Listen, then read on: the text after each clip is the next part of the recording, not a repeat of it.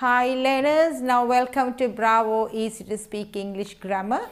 The exercise we are going to be looking at today, it's called idioms. Now what is an idiom? A form of expression peculiar to a language, person or group of people. So see, you learn about your vocabulary. So once you learn your vocabulary, then you move on to the next stage of using the vocabulary a little more stylish. So it's like using these kind of phrases, they are called idioms. They don't have the literal meaning, but there's a hidden meaning inside it. So instead of saying the meaning of it in simple English, you can just add on a little bit, like elaborating the English, decorating the English in idiom form so that it sounds nicer. And it's similar to proverbs, but proverbs are like for gospel. This is not. This is like the meaning of it will be hidden inside the idiom. So I'll just go through a few examples. Instead of telling you, I'll show you with the examples which might be easier for you to understand. So the first one is called fish out of water. So here if you see fish out of water, it's an idiom. Now the literal meaning of fish out of water means struggle. So instead of saying, I struggled, you say fish out of water. So, it's not the literal meaning of fish out of the water. So don't take it like that, because most of the idioms, if you took it the literal meaning, it's quite funny. It doesn't make sense, but it's not the literal meaning like proverb. It's not the literal meaning. Again and again I am saying that because it has a hidden meaning of it, which is said more passively, more stylishly, more nicely. So fish out of water means struggle. So where you need to apply the word struggle, you want to say it a little bit more stylishly. You can say, since I didn't prepare well for my language exam, I felt like fish out of water. You could say that, you could say it like this too. Since I didn't prepare well for my language exam, I struggled. That is a meaning. But you're saying it, I felt like fish out of water. That means, you struggled, you didn't fit in there. You didn't prepare for the exam. So you were not ready to face the exam. So you were like fish out of water. Fish should be living in the water, you know that. So when it's out of the water, what happens is, it struggles. It's certainly not it's not certainly fitting in there. So that's what it means, because she didn't prepare. Why didn't prepare? I felt like fish out of water. So this phrase can be used, it's called the idioms, can be used, when you're writing English. It's very entertaining, especially when you're writing a letter. If you use idioms, it's very impressive to read the letter. The person who reads the letter will think, wow, this person knows vocabulary quite well. The person is very fluent with the language. So you have idioms in every language. So in English, it's very commonly used by the Britishman. Out of all the places that I have traveled, I've noticed the Britishman use it a lot. And here, the second one is add fuel to the fire. Now, the fire is burning. You add on more fuel. What happens? It burns even more. So it's aggravating the situation. That's what the meaning is, You don't want to aggravate a fire by adding more fuel to it. So that's what the literal meaning is, aggravating. So every idiom has a word meaning to it, but it's more decorative way to say it with the idioms added on to it. So the example I have here is, I wanted to intervene when they were fighting. So there's two people fighting. I really wanted to get into the fight and try to separate the fight. But then I felt by doing that, I'm going to aggravate the situation more. So how do I say this? I wanted to intervene when they were fighting, but it will just add fuel to the fire. When two people are fighting, they're totally gone berserk. They're not going to listen to you. So there's no point trying to, console them by trying to reason out with them. So when you try to do that, sometimes, instead of trying to help the situation, you make the situation worse. You aggravate both of them, If you leave them alone, they might stop the fight soon. A person goes to intervene, the fight gets worse. So you are aggravating the situation. So this is couple of examples. Fish out of water, add fuel to the fire. So let me just go through a few more which are commonly practiced idioms so that you know where to use them, and your vocabulary skills will also increase by saying, oh, this is why, this is how it's used. This is where I'm going to use. So instead of using the word struggle, the word aggravating on this situation, try and do something like this. with idioms, so it looks grand when you speak in the language. Okay, the example, the third one is all bark and no bite. So the third idiom here I've taken is all bark and no bite. That means no action taken. So when something is just been spoken about and no action taken, there you can use this idiom, says all bark and no bite. Let me give you the example. Our MD, the abbreviation of MD is Managing Director, is threatening to shut down our factory, but it will not happen. I think he is all bark and no bite. So that means, how sometimes these managing directors of the company, they are very pathetic. They just love to keep on threatening the laborers that I'm going to shut the company down.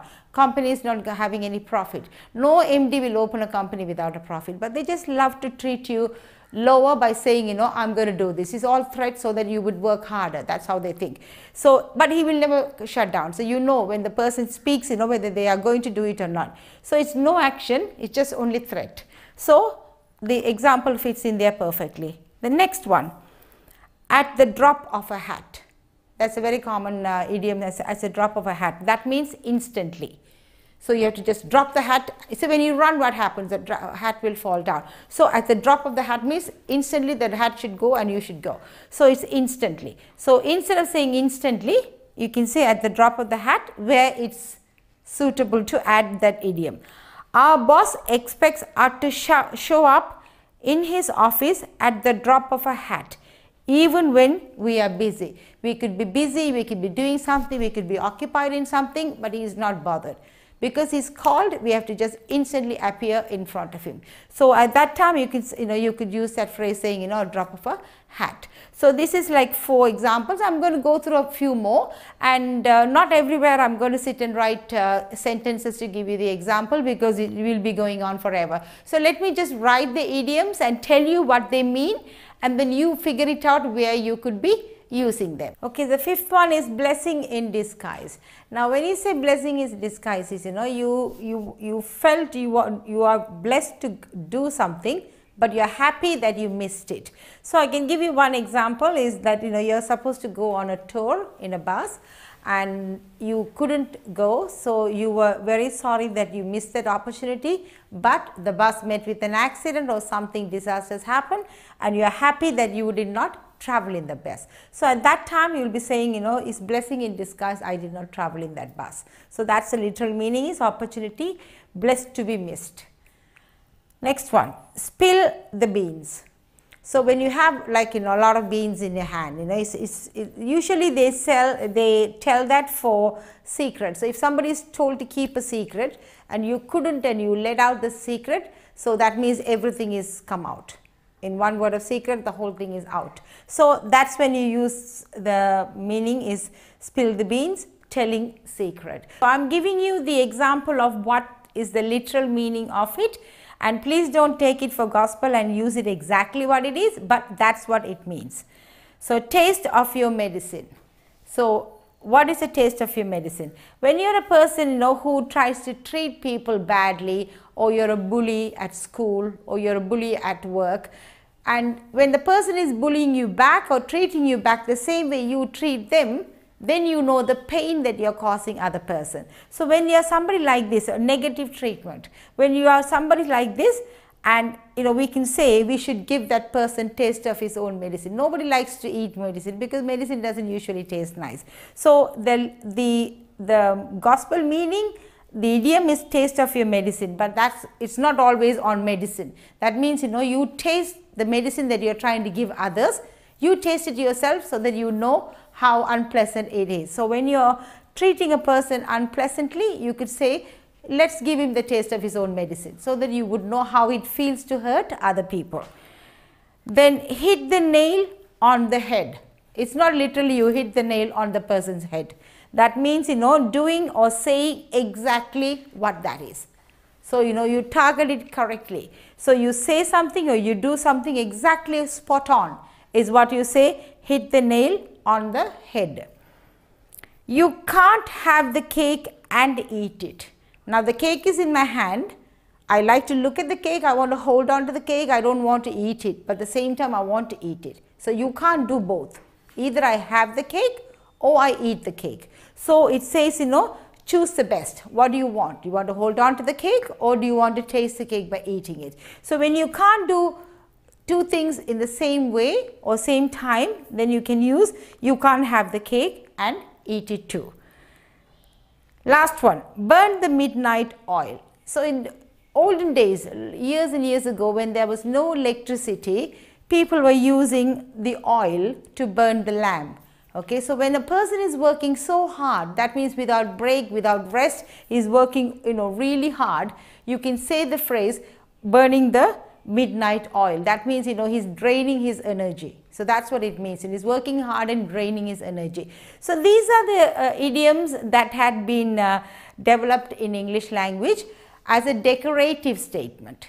So instead of saying he's working hard and he has no rest, he's burning his midnight oil. So the moment you add on the idioms to the paragraph, it's decorative. It looks very, very passive and it's beautiful when you read about it. So try and use idioms a lot. It's allowed, and try and use idioms a lot when you're writing a letter to a company, or even when you're applying for something, not too much, but when you're writing about something, or writing a poem, writing a paragraph, a story, use a lot of idioms because it looks nice and grand. So, and people will take you as somebody who knows the language very well, who's trying to express it with idioms. So this little exercise I hope is useful to you. There's, as I said to you before, I'm saying this in every class, there's always more on the website of Bravo School of English, or you can go and Google it up for idioms, and you'll get loads of idioms that will come up, and it will tell you the meaning and where to use it and how to use it. I hope this little exercise was useful to you today, and thank you so much for watching and learning in Bravo School of English. And let me see you at the end of the exercise. Thank you.